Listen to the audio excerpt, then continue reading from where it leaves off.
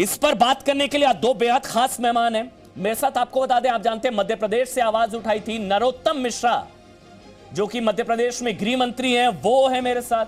और मोहसिन रजा साहब हैं, जो कि उत्तर प्रदेश सरकार में अल्पसंख्यक मामलों के मंत्री हैं। आप दोनों का बहुत बहुत स्वागत, नरोत्तम मिश्रा और साथ ही मोहसिन रजा।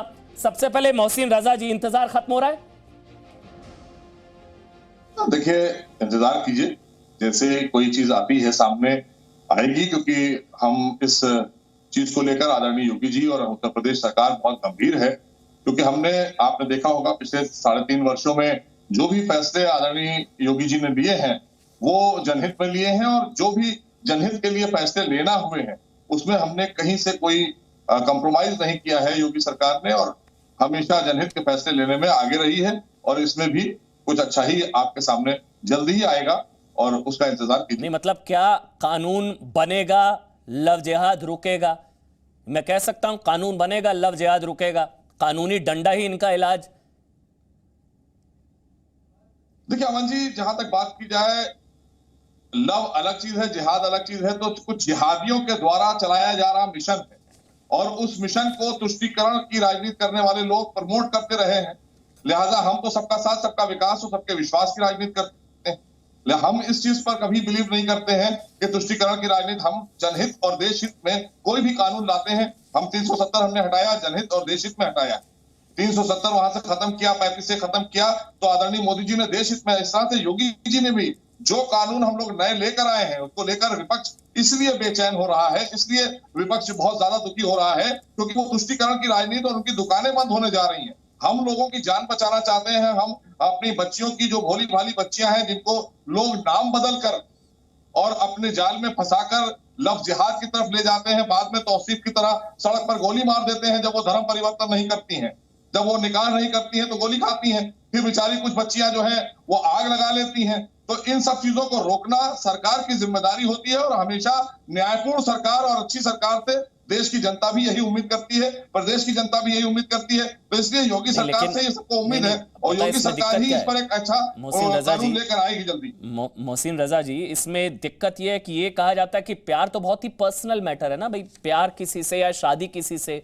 अब सरकार थोड़ी ना बताएगी किससे आप शादी कर सकते हैं, इससे नहीं कर सकते हैं, या इससे प्यार, ये प्यार पर पहरे की तरह तो नहीं हो जाएगा ना लव जिहाद पर। ये जो कानून आप लोग लेकर आ रहे हैं, ऑपोजिशन भी यही कह रहा है कि अब प्यार पर पहरा हो जाएगा। अब शादी किससे करनी है ये भी सरकार बताएगी, अगर वो दूसरे धर्म का है। लेकिन अगर लड़की उससे प्यार करती है तो आप थोड़ी ना बताएंगे। ये प्यार पर पहरे की तरह तो नहीं होगा मोहसिन रजा? देखिए अमन, हम प्यार के ऊपर नहीं, बल्कि प्यार को और परवान चढ़ाने के लिए, मोहब्बत को परवान चढ़ाने के लिए, इन जिहादियों को रोकने के लिए, एक किसी इसके पीछे जो षड्यंत्र है उसको रोकने के लिए, इसके पीछे जो साजिश है जिससे लोग, बच्चियां गुमराह होकर अपनी जिंदगियां ना खराब करें, और सही मानों में जिनका प्यार है वो परवान चढ़े, और जो लोग गलत हैं, जो इसकी आड़ में कोई मिशन चला रहे हैं, उनको कड़ी सजा मिले, उनको जेल में डालने का काम करेंगे, और उन बच्चियों की जिंदगी और उन परिवारों की जिंदगी बचाने का प्रयास करेगा। ये कह रहा है ना, आप एक कम्युनिटी को टारगेट कर रहे हैं। यही ऑपोजिशन कह रहा है कि ये दरअसल समाज में एक तरीके से जहर घोलने का काम है। अशोक गहलोत ने ट्वीट किया कि सामाजिक सद्भाव को बिगाड़ने का काम कर रही है बीजेपी, और ये शब्द गढ़ा गया है बीजेपी की तरफ से, लव जिहाद जैसा कुछ है ही नहीं। मेरे साथ नरोत्तम मिश्रा, मैं आपके पास आ रहा हूं मोहसिन रजा जी। मेरे साथ नरोत्तम मिश्रा मध्य प्रदेश सरकार में गृह मंत्री हैं, वो मेरे साथ हैं। नरोत्तम मिश्रा जी, कितना जरूरी है कानून? आप लोग भी ला रहे हैं। बहुत ज्यादा जरूरी है। ऐसी हमारी मान्यता, जिस तरह की घटनाएं हो रही हैं, सीधा गोली मारने की घटना हो रही है, नाम बदलकर लोग शादी कर लेते हैं, लालच से, प्रलोभन से, दबाव से, मारने की धमकी, तेजाब डालने की, ये सब घटनाएं घटित हो चुकी हैं। तो इसलिए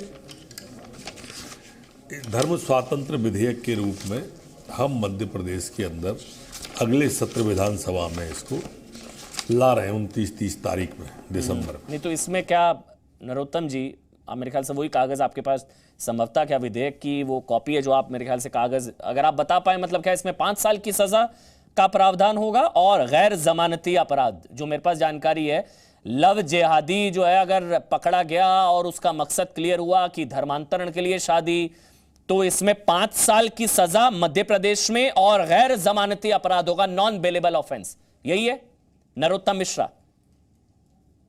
ये गैर जमानती अपराध है, 5 साल की सजा है, संज्ञेय है, और इसके साथ साथ इसके में जो सहयोग करने वाले लोग हैं वो भी उसी स्तर के अपराधी माने जाएंगे जो इसको सहयोग करेंगे धर्म परिवर्तन में अथवा जबरदस्ती सहयोग करने वाले भी उतने ही अपराधी होंगे।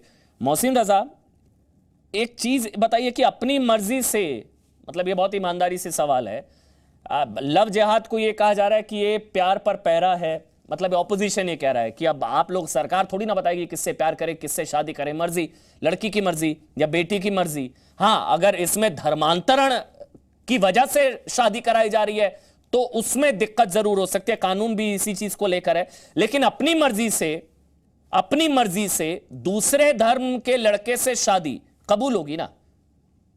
मोहसिन रजा, मैंने कहा कि कानून सबके लिए बराबर बनता है। जो कानून बनता है अमन जी, वो देश और प्रदेश की जनता के हित के लिए कानून बनता है। तो जो हम कानून लेकर आ रहे हैं वो जनहित का कानून है। उसमें कोई भी इस तरह की हरकत नहीं कर सकता कि भोली भाली बच्चियों को बहला फुसलाकर उनको अपने जाल में फंसाकर फिर लव जिहाद की तरह, ये लव नहीं है, ये बेसिकली इसके पीछे एक एजेंडा है। और एजेंडा आप समझ सकते हैं, पीएफआई को लेकर विपक्ष कभी नहीं बोलता है। सिमी एक हमारे देश की आतंकी संगठन है जो डिक्लेयर कर दी गई आतंकी संगठन, जो हमारे देश में आतंक फैलाने का काम कर रही थी, प्रतिबंध लगा दिया गया उस पर।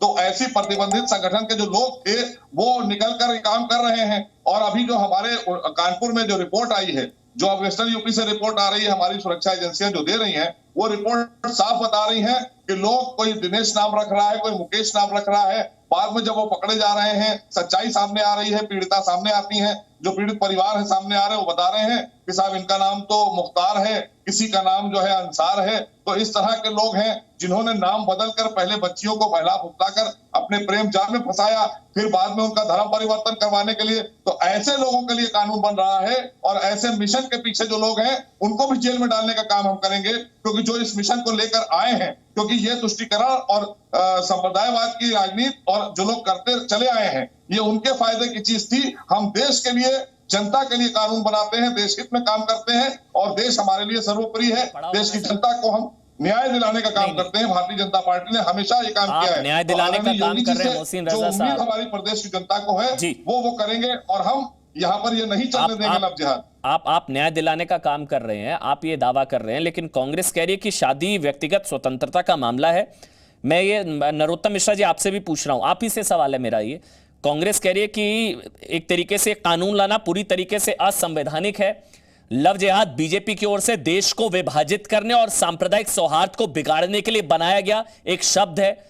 और कांग्रेस यहां तक कह रही है कि कानून किसी भी अदालत में नहीं टिकेगा, प्यार में जिहाद की कोई जगह नहीं है। यह देश को तोड़ने के लिए और समाज को विभाजित करने के लिए, सामाजिक सद्भाव बिगाड़ने के लिए आपकी तरफ से कानून लाया जा रहा है। नरोत्तम मिश्रा, सद्भावना का मतलब अश्लीलता तो नहीं होता, प्यार का मतलब जिहाद तो नहीं होता।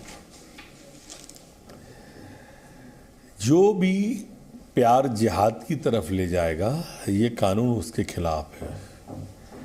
जो भी अश्लीलता परोसेगा, जो भी डराएगा, धमकाएगा, लालच देगा, जो भी धोखा देगा, धोखे से नाम बदलकर विवाह करेगा, तो उसके खिलाफ ये कानून है।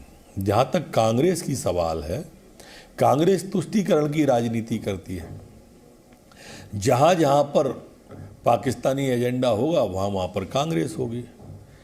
अगर उन्होंने कहा कि तिरंगा झंडा नहीं, 370 नहीं, तो उनके साथ मिलकर कश्मीर में चुनाव लड़ रहे हैं। वो सीएए का विरोध कर ही रहे थे।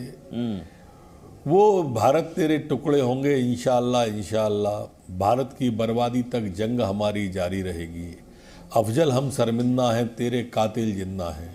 तुम कितने अफजल मारोगे, हर घर से अफजल निकलेगा। नारे लगाने वालों से सबसे पहले मिलने अगर कोई व्यक्ति गया तो वो राहुल गांधी थे। उनका अपना एजेंडा सेट है, तो वो इस तरह का विरोध करते हैं। इसमें कोई आश्चर्य की बात थोड़ी है। कांग्रेस विरोध के नाम पर विरोध है। लेकिन मोहसिन रजा साहब, टेरर फंडिंग की भी रिपोर्ट्स आई हैं क्या? कुछ बहुत सीरियस सवाल है कि क्या लव जिहाद को लेकर कुछ टेरर फंडिंग की भी रिपोर्ट्स है, पीएफआई एंगल? मोहसिन रजा।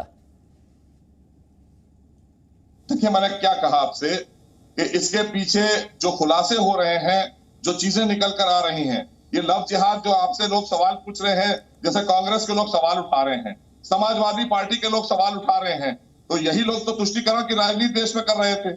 जब आतंकवादियों को फांसी दी जाती है, आतंकवादियों को सजा सुनाई जाती है हमारे न्यायालय के द्वारा, तो ये लोग हरियाली आंसू भी बहाने पहुंच जाते हैं उनके घरों पर। तो अमन जी, ये तुष्टीकरण की राजनीति करने वालों का ही सारा खेल है, जिसकी वजह से ये धंधा फल फूल रहा था। ये षड्यंत्रकारी लोग खूब हमारी बच्चियों को बहला फुसलाकर और जाल में फंसाकर फिर बाद में वो या तो सुसाइड कर लेती हैं, ठीक है या उनकी मोहसिन रजा। जिंदगियां बर्बाद हो जाती हैं, या मजबूरी में उनको धर्म परिवर्तन ठीक है करना मोहसिन